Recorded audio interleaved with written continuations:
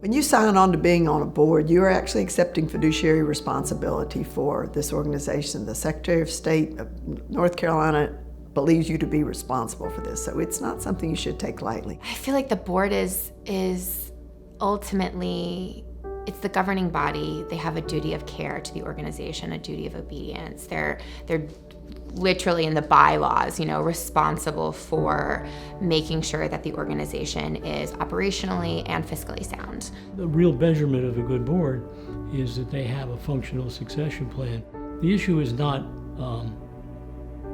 if your executive director will leave, it's when will your executive director leave. They will leave most likely when you least want them to, of course. Pretty quickly when you get involved with the board, if you're an ED and you're observing your board of directors, you want to see engagement, right? You want to see energy, you want to see passion, and that rises to the top. Your question of is my board any good?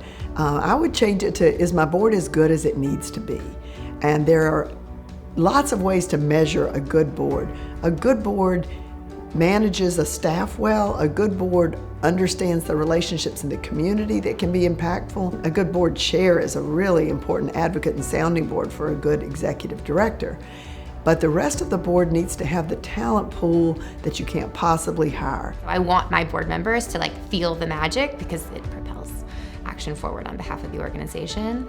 And I honestly, I think it's kind of a dance, I'm the CEO, it's also my responsibility to fundraise for the organization. So how are we holding each other accountable as a group, all working together to achieve the same mission? And how do I make sure I'm saying, here's what I'm doing, what can I do to support you? And on their end, they're like, hey, how can we support you? It's that partnership in the work and the accountability on both sides. This was told to me by a chairman of a very, very large company, the chairman of the board. And he said the toughest thing to do in a boardroom is to have the courage of your convictions. Courage of convictions is very, very hard to have, yet probably the most significant thing a director could have. Yeah, we wanted a board, one, that had the lived experience that could really understand the needs of the fellowship, and two, a board that was on board.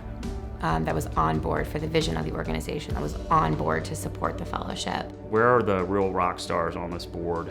Get them in the right positions, get them in heading the right committees, and then get them to try to energize those that might not be as fully engaged. The board needs to look at it holistically and make sure they're spending their time in the staff, the board, the whole organization is focused on its mission and what it wants to accomplish.